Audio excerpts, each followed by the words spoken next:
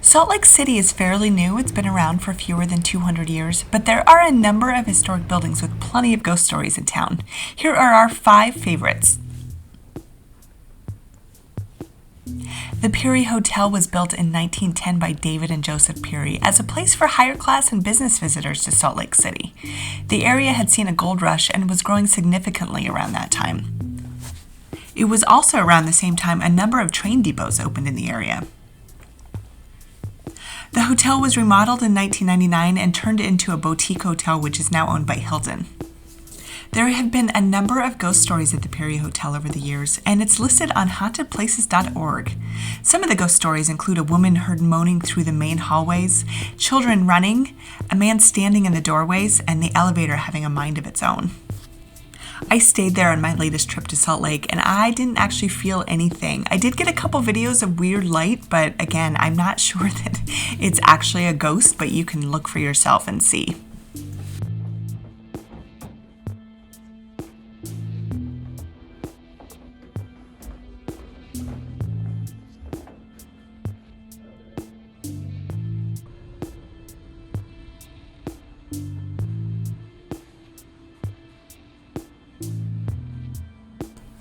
The Alfred McCune home is one of the mansions on Capitol Hill in Salt Lake City and was built in 1900. The home is really close to the Utah State Capitol and has 21 rooms and was renovated between 1999 and 2001. According to hauntedhouses.com, there's at least 2 entities that live there, including a little girl that has showed up in photos and a man that looks like Alfred McCune, and so people think that's who it is.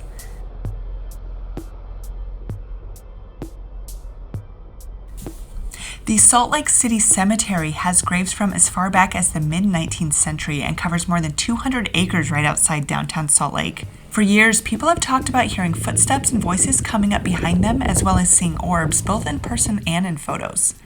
There have also been a number of sightings of a man walking the road at dusk, but when you get close, he disappears. When you visit, just please make sure to be respectful. The cemetery is still welcoming new plots, and so there are a number of family members visiting their loved ones at all times. The Capitol Theater was built in downtown Salt Lake City in 1913. It is now the home of Ballet West, Utah Opera, and many other productions that happen in town. Over the years, people have reported seeing figures, hearing doors slam, and the elevators having a mind of its own. In 1947, a fire broke out in the theater, and a 17-year-old usher died, and many people think that is who is haunting the theater. In 2012, the theater was featured on the show Paranormal Witness as well. According to the people who work there, the most haunted areas are the men's bathroom on the 3rd floor, the basement, and any of the elevators.